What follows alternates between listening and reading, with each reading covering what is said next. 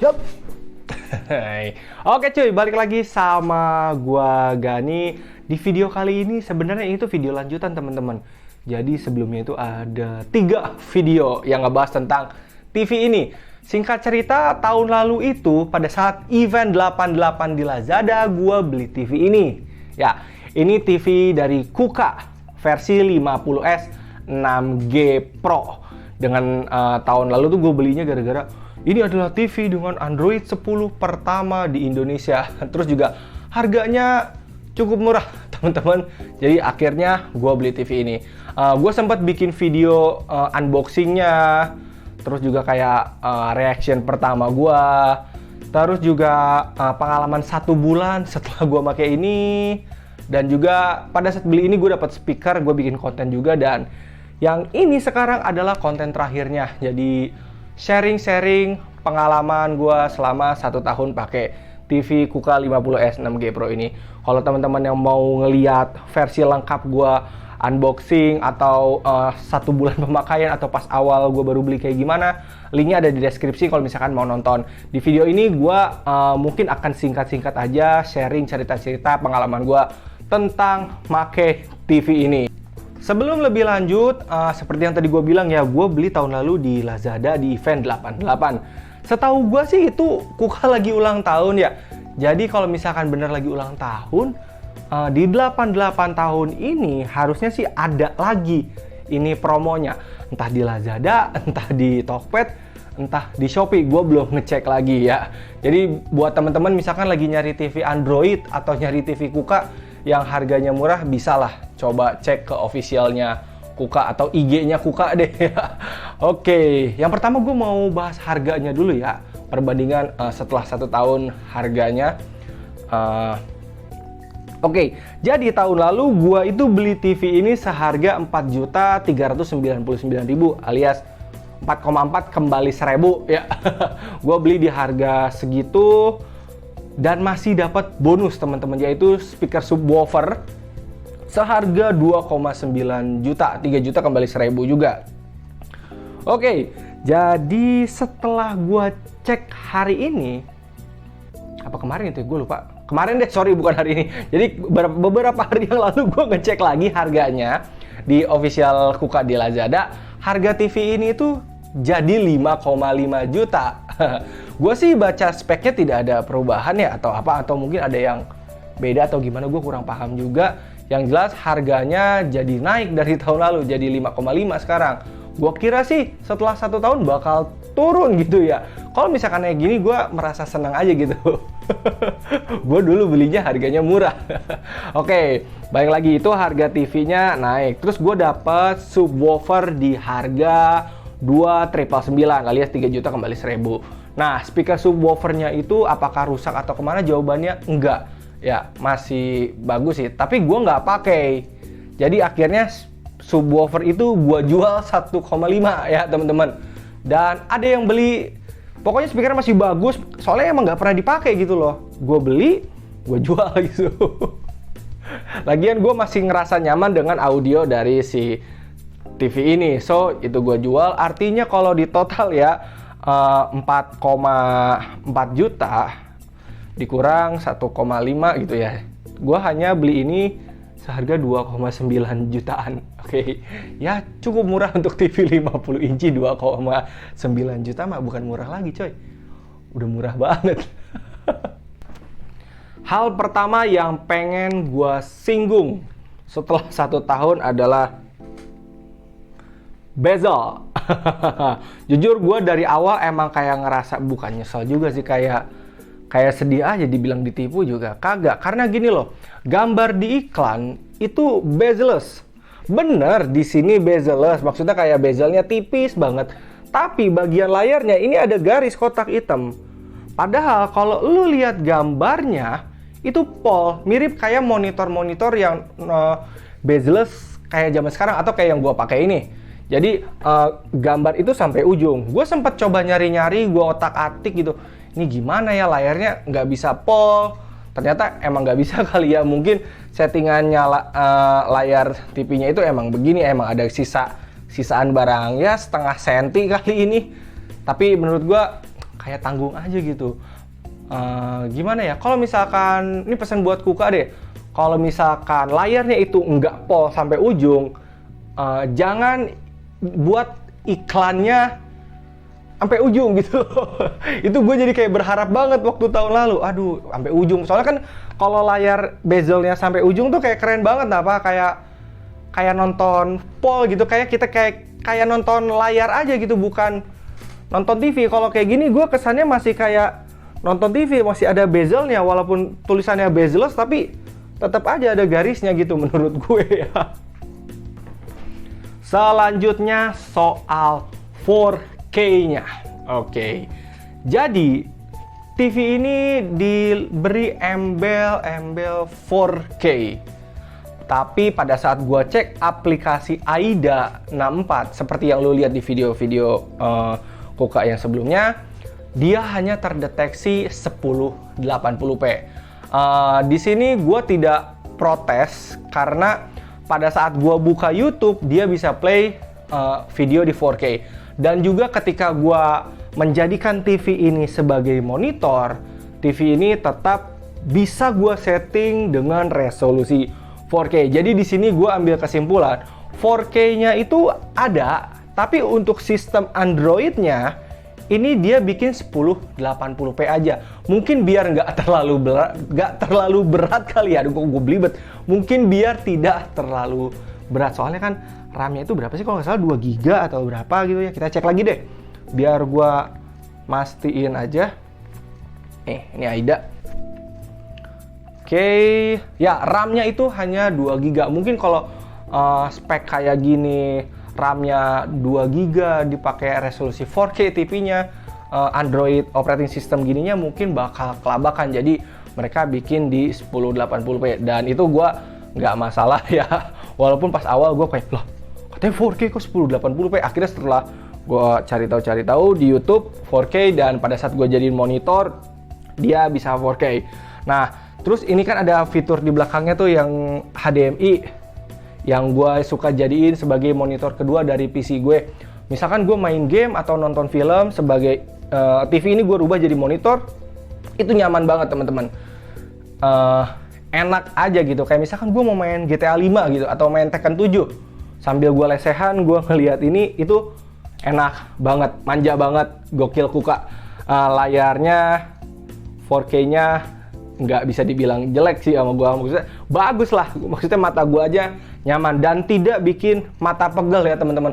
Orang-orang kan rata-rata nonton TV matanya pegel, matanya pusing, matanya capek. Kalau gue sih nyaman-nyaman aja sampai sekarang. Selanjutnya bahas apa ya? Audio.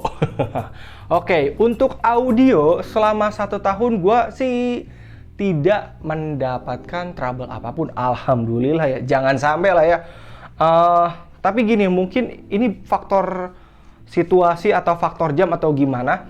Jadi misalkan kalau kayak model malam, gue tuh nonton paling volumenya cuman kayak 8 atau 10 tuh itu udah ngerasa gede, bener gede banget.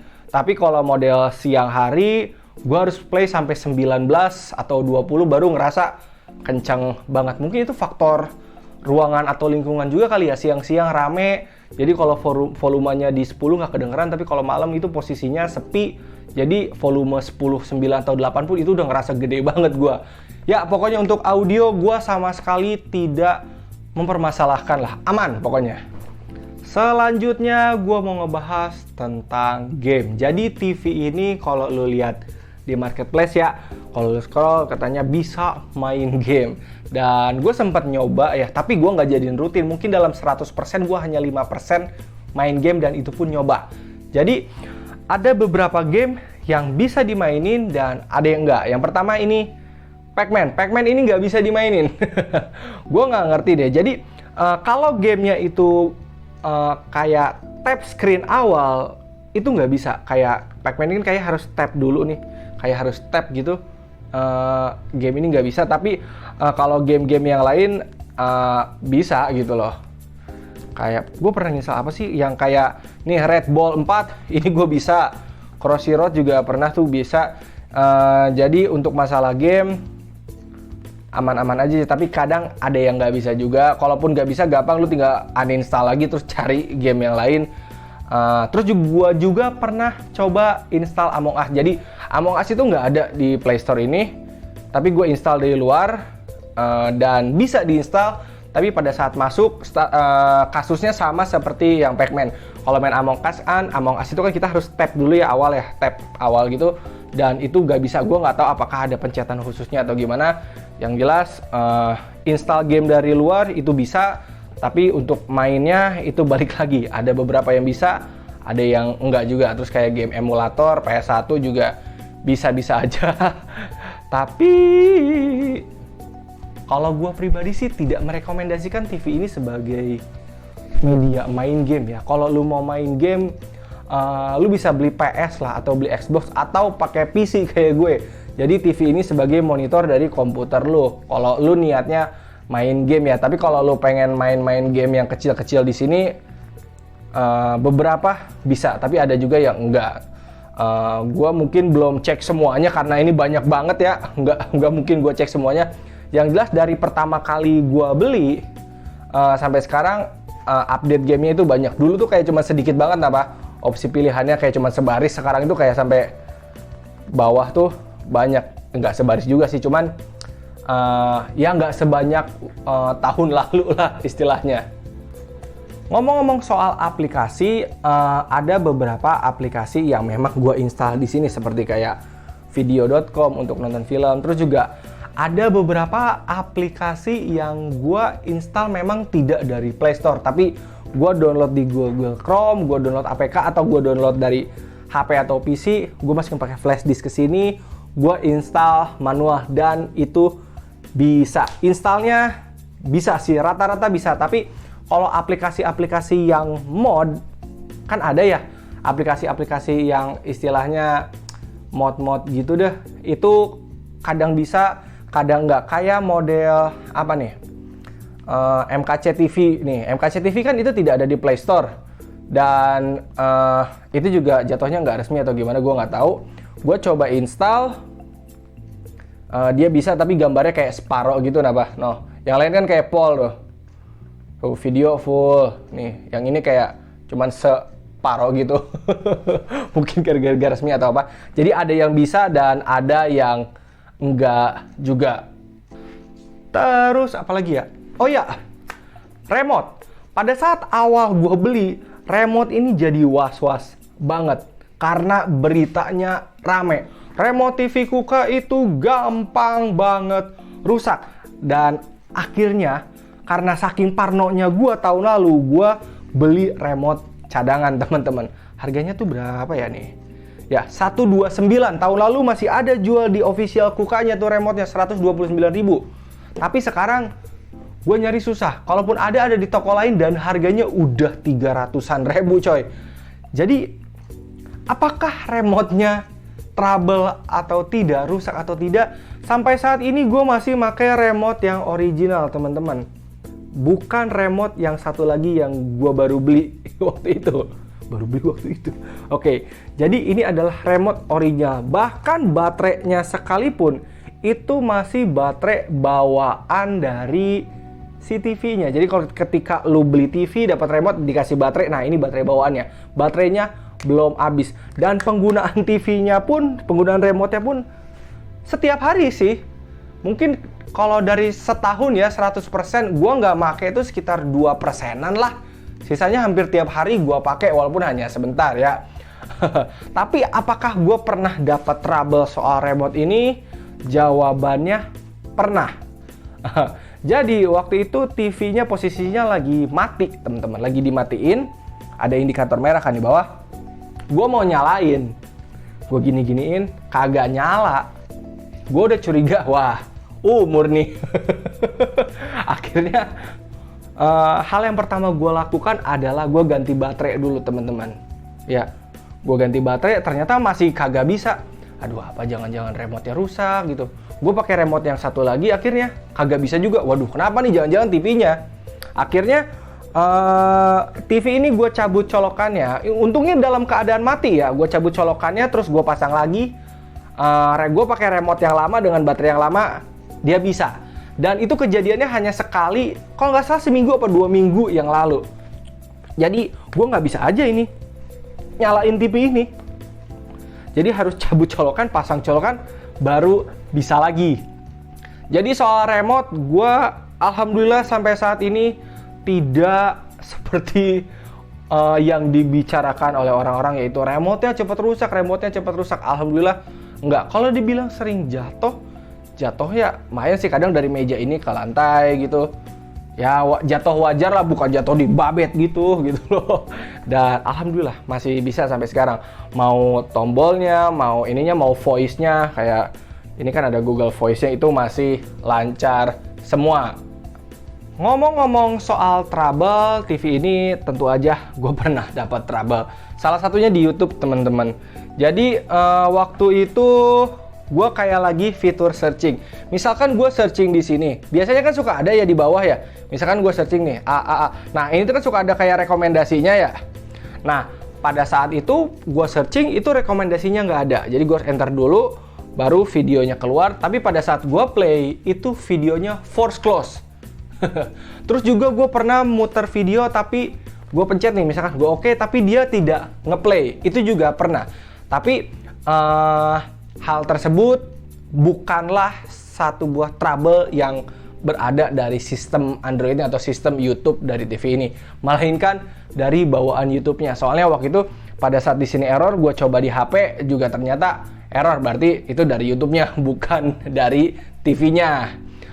Kalau trouble lain gue masih ngalamin saat ini ada di aplikasi pemutar video, teman-teman. Ayo tebak apa? Ya, itu adalah VLC. Yes. Aplikasi ini masih bug sampai hari ini.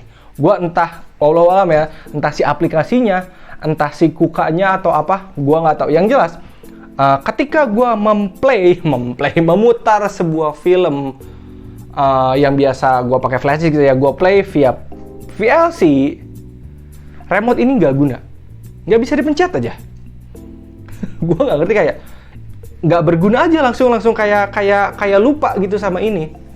Jadi gue harus pakai mini keyboard ini untuk pengganti si ini. Itu bug dari aplikasi ini. Dan untuk bisa menggunakan remote ini lagi, kalau misalkan VLC-nya nggak jelas, gue harus ke kayak apa nih namanya teh, aplikasi, terus cari VLC dan force close atau paksa berhenti. Harus dipaksa berhenti dulu, baru gue bisa pakai remote ini lagi. Untuk trouble nggak jauh dari itu sih, di YouTube. Terus waktu sekali pernah indikator remote, sama yang VLC itu sampai sekarang masih kayak gitu. Untuk sisanya nonton di mana, Netflix, Disney Hotstar atau apapun, itu masih nyaman aja, nyaman banget lah pokoknya. Oke, sebelum gue tutup video ini, gue mau cerita juga kalau posisi TV ini sudah pindah ya teman-teman. Dulu kan di rumah depan, sekarang di rumah belakang. Terus untuk pindahannya sendiri, TV ini masih aman-aman aja teman-teman. Tapi waktu itu gue pindahannya itu masih pakai dus. Jadi dus TV-nya itu sampai sekarang gue belum buang ya, karena takutnya kenapa-napa. Selama masih garansi, gue sih nggak mau buang itu dus. Ternyata bener kepake juga untuk pindahan, jadi TV gue masih safety aja, walaupun pindahan pakai mobil, istilahnya kena polisi tidur gajlugan gitu, tergoncang-goncang, jadi masih aman teman-teman. Jadi kalau misalkan teman-teman beli ini, terus misalkan ada pindahan atau belinya secara online, gak usah takut nih, insya Allah aman lah. Soalnya styrofoamnya memang tebal, dan pada saat gua beli pun, kalau kalian ngelihat gua unboxing, ini tidak pakai packing kayu, hanya dilapisi bubble satu lapis yang benar-benar tipis banget. Tapi alhamdulillah tidak ada cacat sama sekali sampai saat ini. Oke. Ya teman-teman, kurang lebih segitu aja ya tentang si TV Kuka 50S 6G Pro ini. Gue sih pengen tahu ada yang baru nggak sih, maksudnya seri 50S 7G Pro, atau masih pakai ini lagi, atau seri baru gue juga belum lihat juga. Gue cuman ngelihat harga hari ini aja si TV Kuka ini. Oke, ya kurang lebih segitu ya teman-teman. Sekian dari gue. Kalau misalkan ada yang mau nanya tentang TV ini, pengalaman gimana, atau yang belum terjawab sama gue gitu loh, atau kalian pengen tahu sesuatu tentang TV ini, bisa komen aja teman-teman ya. Kali aja gue bisa bantu gitu. Oke, sekian dari gue. Thank you.